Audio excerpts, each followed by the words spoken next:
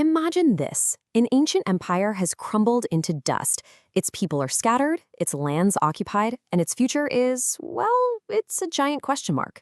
This is the story of how, from those very ashes, a single assembly, against every conceivable odd, forged a brand new nation.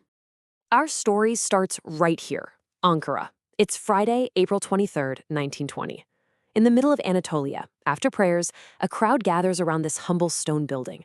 But this isn't just another ribbon cutting. No, this was a symbol. It was the loudest, most defiant answer to a world that had tried to silence them. To really get what a big deal this was, you have to understand just how bleak things were. The First World War was over, and for the Ottoman Empire, it was a disaster. I mean, 2/3 of its territory, gone. And even worse, its capital, the historic heart of the empire, Istanbul, was occupied. The government there was basically a puppet, its strings being pulled by foreign powers. And hey, just a quick moment to say, if you enjoy this kind of deep dive into history, please don't forget to subscribe to the channel, hit that notification bell, and share and like our videos. All the information here has been put together from open sources. Okay, thank you. So, with the capital effectively neutralized, the real fight for the future of the nation had to move. It shifted inland, to the rugged heartland of Anatolia, and this set the stage for a dramatic showdown. You see, you had two competing centers of power. On one side, there's occupied Istanbul. It's the home of the Sultan, sure, but it's a failing power completely under foreign thumb. And on the other side, you've got Ankara, the buzzing center of what they called the national struggle. It was new, it was defiant, and it was becoming the true voice of the nation. This new assembly was a direct challenge to that old, broken system. And you know, this wasn't just about politics. This was a revolution in identity.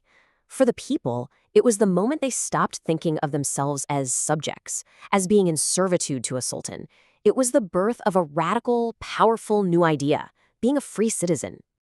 So the big question is, how do you actually build a state from almost nothing, when all you really have is determination?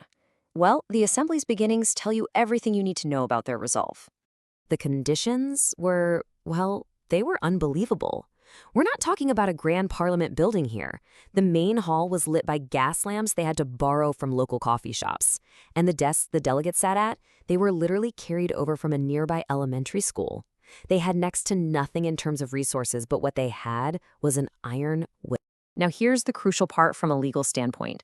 Under Mustafa Kemal's leadership, this assembly declared itself something called an original constituent power. What does that mean? Well, think of it this way. They weren't just playing by the old rules. They threw the rule book out and started writing a completely new one. They didn't ask for permission from the Sultan or anyone else. They were the source of their own power.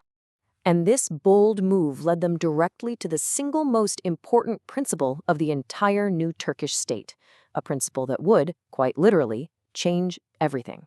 The very next day, on April 24th, Mustafa Kemal stood up in that makeshift hall and said these simple but earth-shattering words: "There is no power above the assembly."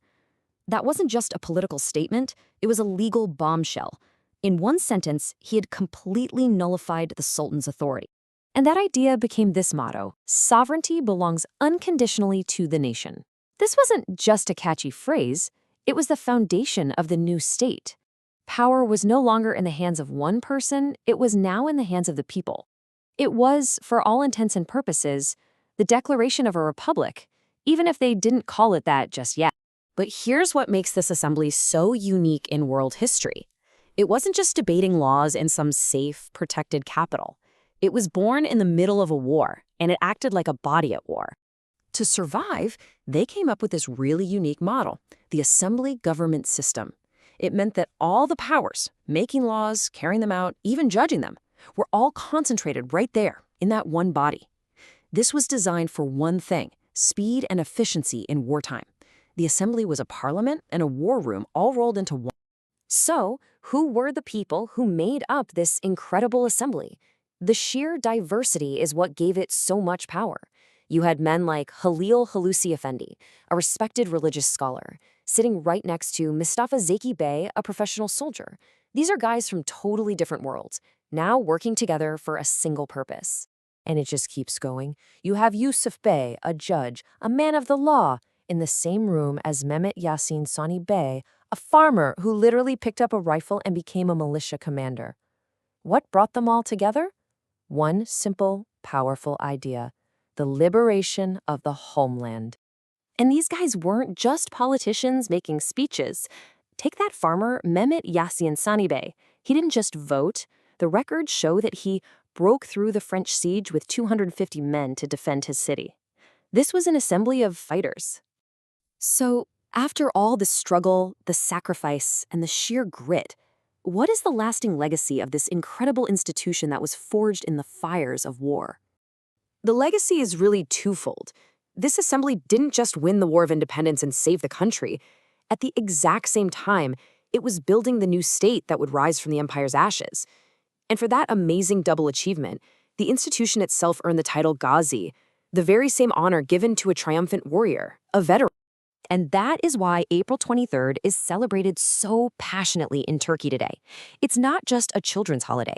It's the real birthday of the modern nation, a nation founded not by a king's decree, but on the powerful, unshakable foundation of its people's will. So we'll leave you with this to think about. How does a nation's story, its entire character, change when its founding moment isn't a quiet signature on a treaty, but a loud, defiant, and collective act of will that was forged in the heart of a crisis?